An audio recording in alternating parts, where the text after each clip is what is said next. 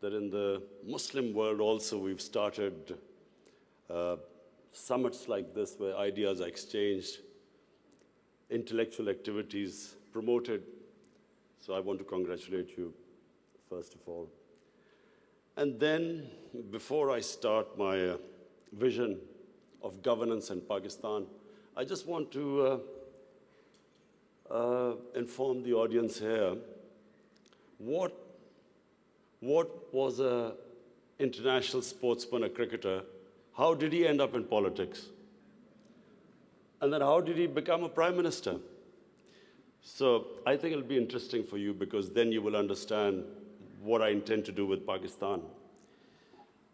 You see, I grew up in Pakistan. I'm the first generation of Pakistanis.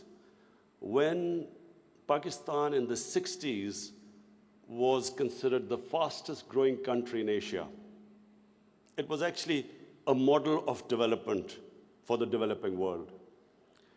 I just met Sheikh Mohammed today, and he again reminded me that Emirates Airline was helped by Pakistan Airlines in the 70s. So Pakistan was a country with optimism, hope.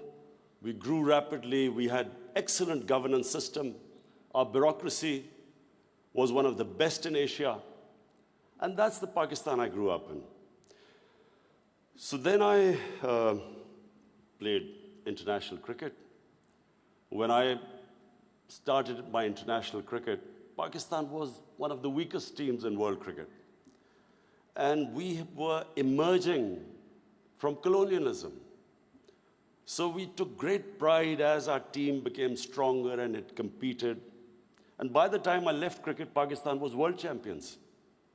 So I took pride, like my countrymen, as we competed internationally and we grew in confidence. But unfortunately, our country could not keep up that pace. Countries have, life of a country is in cycles. It's never in a straight line. You go up, you go down, course correction, countries come up, some countries don't go up. So in Pakistan's case, we were going up, and then various things happened when we started our down cycle. So when I left cricket, I started building the first cancer hospital in Pakistan. Reason was because my mother died of cancer. And it's then I realized there was no cancer hospital in the whole country. And then it occurred to me that people like me who were well off, I could afford to take my mother for treatment abroad, but what happened to the common man? Cancer is one of the most expensive treatments. So I started this movement, really. I went into the public to collect money to build this hospital. And so I'm just explaining to you how I got into politics. So one was cricket, watching our country go up as a cricketing nation, the pride that we could compete internationally and become world champions. Second was this cancer hospital. When I went to the public to collect money, I realized that our people are very generous and strong. Poorest of the poor people supported me. And I did what no one ever thought would happen, is that from public, I eventually collected money and built the hospital. And not just that I built it. It's a cancer hospital where 80% of patients get free treatment. Cancer treatment is one of the most expensive treatments. So then first I built it, and then to run the hospital, I again went to the people. And so it is the only private cancer hospital in the world which treats 80% people free, because it's the people who donate to the hospital. They built it, they run it. So I kept thinking, why is it that people are so generous to build a hospital and run it, but why don't they pay taxes? We were a country, and then I discovered we're a country which is amongst the top 5 countries in giving charitable donations. But at the same time, We are right at the bottom in giving taxes. And the reason was that people did not trust the government. They thought that their taxes were wasted by the government. It was spent on the lavish lifestyle of the ruling elite. So why would people pay taxes? And of course, then the levels of corruption, because corruption is basically stealing taxpayers' money. But there was a third reason why I ended up in politics. And that was, I watched, first of all, I used to play professional cricket in England, so half my year was in England and then half in Pakistan. And I saw how a developed country, how the institutions worked, why they went ahead, how the governments were accountable, how there was meritocracy, and above all, how there was human development, the money spent on human beings. So I could compare what was going on in Western countries, and then I could see what was happening in our own country. But then I also saw other countries develop, and one of them was UAE. I used to play cricket in UAE from 1980 onwards, and I saw UAE kept developing. And then afterwards, we saw China develop. So the common thing in all countries that have gone ahead is governance. And governance has two aspects. One is a government has to be accountable. The more accountable a government, the more clean a government, the more successful it is. And secondly, again I repeat, is meritocracy. The better the system of getting the best talent to the top, the better the country. Let me just give you a sporting example. Australia is the most successful cricketing country in cricket history of over 200 years, because Australia has the best system of bringing its talent up. Pakistan, in my opinion, and I'm not prejudiced, I understand cricket better than probably everyone in this hall. Pakistan has the greatest talent. Of all the countries I've played, I've never seen as much talent as in Pakistan. But we do not have a system of bringing that talent up. So what's the point of having great talent if you do not have a system of meritocracy which brings the talent up? And that's in every field. In the 60s, the reason Pakistan went up, because our civil service exam was the toughest. It was the most, all the young people wanted to go into Pakistan's civil service. It was the toughest exam. We had the best talent that came up. And in 60s, the reason we progressed, one of the main reasons, was a civil service of very high quality. And gradually, as our system of merit went down, so did the country. So I wanted Pakistan to go up. And as I said, I saw UAE going up. The way each year you came, it changed. It got better and better. And similarly, and of course the greatest example is China. For me, the thing about China, which is just remarkable, no nation in the history of mankind has done what China has achieved. In 30 years, they have brought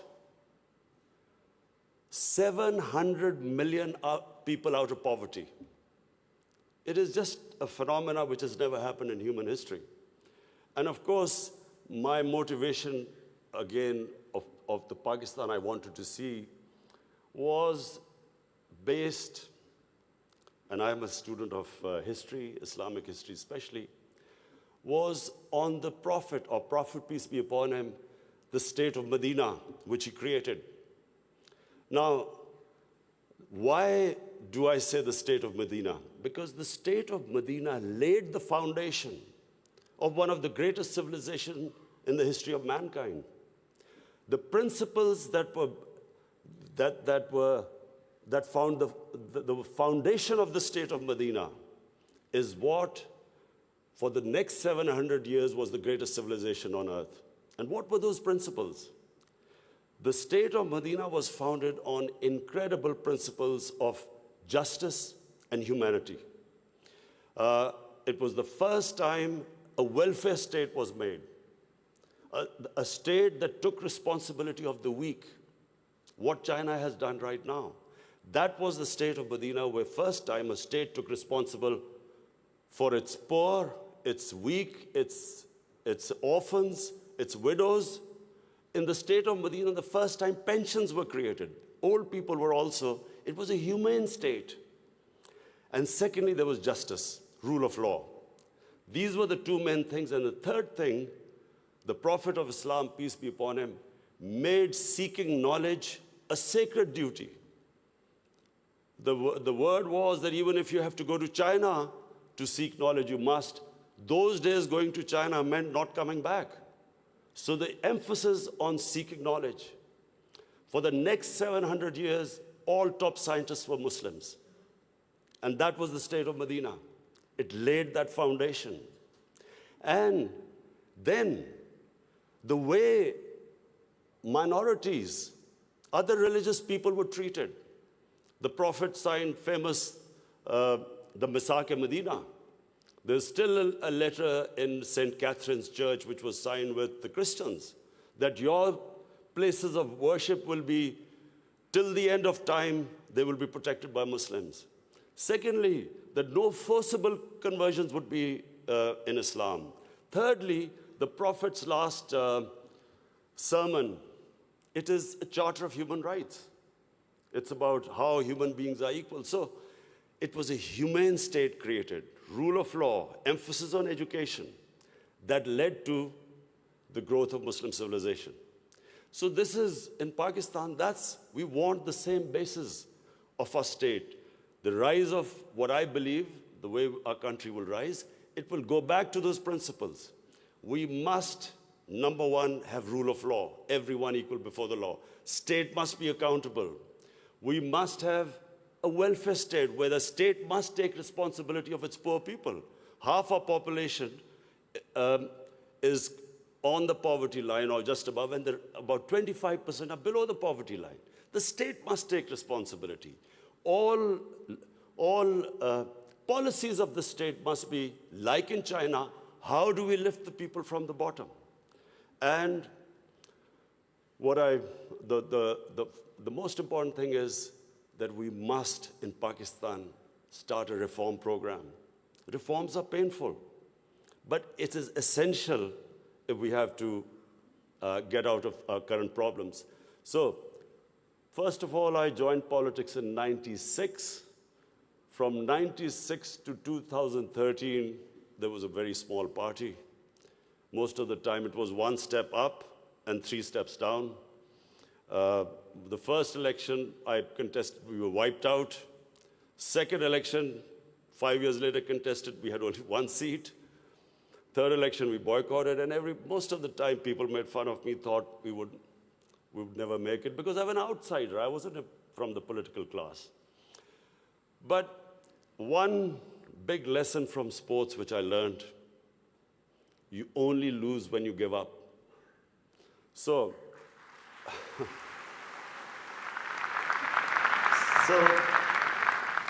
kept learning from my mistakes, kept getting up, falling, getting stronger. Eventually, we formed government in one of the 4 provinces in 2013, and it was the KP province, which was devastated by war on terror. It was on the border of Afghanistan, the tribal areas, the whole fighting took place in that region. The police was devastated by attacks. We had 70% of industry closed.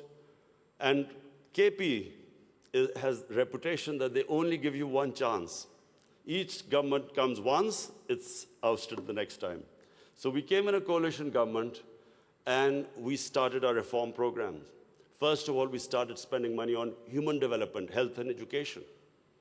Secondly, we did, first time in Pakistan history, no party had done before, we started spending money on climate change. Pakistan is about 8th in the countries that are most vulnerable to climate change. So we took this ambitious mission of planting 1 billion trees in 5 years. And then we reformed the police, depoliticized our police, depoliticized our bureaucracy, and then started tourism. Because KP has a lot of tourist sites. It was the center of Buddhist civilization, so religious tourism, but we have the best mountain scenery there. So anyway, by the end of 5 years, we had half poverty in those 5 years. The poverty had gone half. And a province which never gave you a second chance, we came back with 2/3 majority in 2018. Not only did we win there, then we formed government in the last election. We got 17 million votes, which is the highest ever won by a party. And so now we have our reform agenda. And as I repeat, reforms are painful. You know, when you take reforms, when you make reforms, people suffer. They go through a difficult times. It's like a surgery. When you conduct surgery, for a while, the patient suffers, but then he improves. The worst thing that can happen to a society is that you keep postponing reforms because of the fear that you will have opposition, the vested interest will stand up, and you don't do reforms. So we've started on an ambitious reform program. That's number one. We are trying to change improve all our economic policies. We have trying to cut down our fiscal deficit. We are trying to improve exports, cut down our imports. We have unfortunately had to raise bills because we came up with, when we got into power, we had massive fiscal deficit and current account deficit. So we are doing that. But in my opinion, Pakistan now has a chance. Already we are seeing optimism. Investors are coming into our country. We feel that this is the time that Pakistan will take off. The most important thing, and while talking to Sheikh Mohammed last time, he told me something very interesting. He said that you must allow businesses to make money. Investors must make profits. And the reason is simple. If people don't come into business for charity, they come into business to make money. So if they can make money, more people come and invest. So this is what we've done. We have started working on ease of doing business, making it easier for people to do business, easier for the investors. We are changing our tax laws, which were very cumbersome.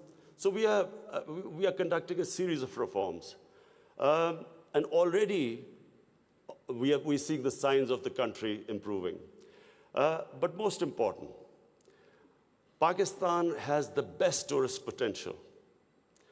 At the moment, we have hardly any tourism compared to other countries. But Malaysia, with just beach tourism and resorts, Malaysia has $22 billion it makes from tourism.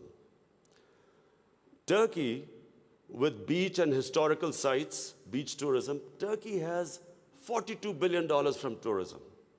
Now, Pakistan has probably one of the best mountain scenery anywhere in the world. Half the world's highest peaks are in Pakistan.